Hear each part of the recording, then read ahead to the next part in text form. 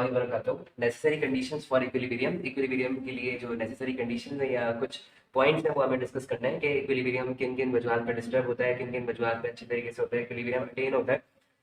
तो पहला पॉइंट है कि chemical equilibrium can only establish if it is carried out in a closed vessel because in this system reactant और products particles can not be escaped out. हमें एक close system में यानी कि जहां से जहां से हीट बाहर ना निकले, जहां से हीट एब्जॉर्ब ना हो, यानी कि एंडोथर्मिक और एक्सोथर्मिक रिएक्शंस ना हो, या एक्सटर्नल एनवायरनमेंट से उसका कोई लेना देना ना हो, या उसका उसका कोई ताल्लुक ना हो।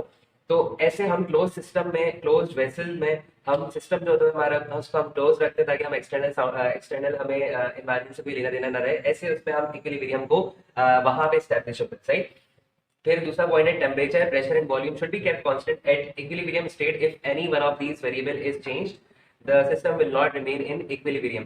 अगर टेम्परेचर हम बढ़ा देंगे तो आपको पता है कि टेम्परेचर अगर हम बढ़ा देते तो एक्सोथर्मिक या एंडोथर्मिक रिएक्शन होने का खर्चा है, या कोई और चेंजेस बनेगा, इवेपोरेशन हो सकती है हमारे इसकी।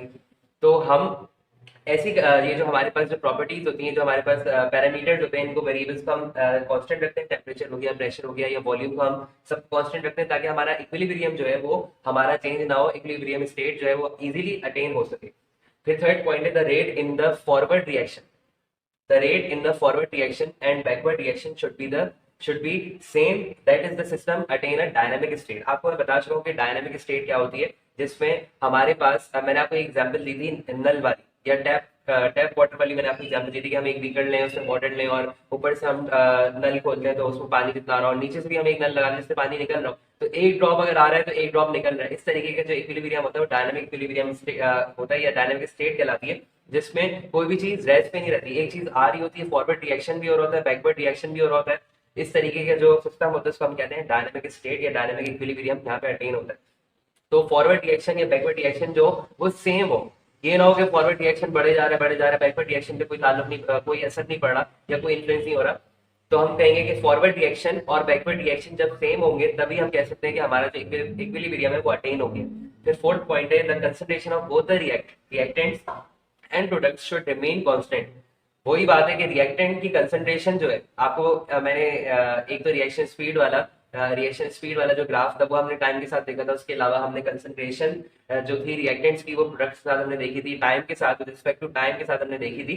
तो the concentration of both reactants and products should remain constant. एक बात है कि शुरू में ऐसा नहीं होगा, रिएक्टेंट्स की जो कंसंट्रेशन होगा वो बहुत मैक्सिमम होगा और प्रोडक्ट्स का जो कंसंट्रेशन होगा वो बहुत ज्यादा मिनिमम होगा या नहीं होगा, हो सकता है कि नहीं हो।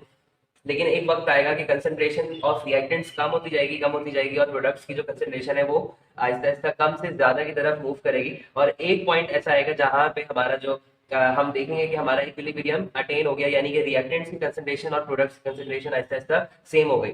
फिर लिखा हुआ है द एडिशन और removal of any of them causes the equilibrium to be disturb. ऐसे भी हम कर सकते हैं कि हम कंसंट्रेशन जो है हम रिएक्टेंट्स की कुछ निकाल दें, ऐसा हम कभी भी नहीं कर सकते। रिएक्टेंट्स को हम कम करते हैं, प्रोडक्ट्स को हम ज्यादा करते हैं, ऐसा हम कभी भी नहीं कर सकते। या रिएक्टेंट्स में से निकाल के प्रोडक्ट्स में हम डाल दें, ऐसा कुछ हम कुछ भी अपनी तरफ से नहीं कर सकते कि हम रिएक्टेंट्स को निकाल दें या उसमें ऐड कर दें, वरना हमारा क्या होगा, इक्विलिब्रियम जो होगा वो डिस्टर्ब हो जाएगा।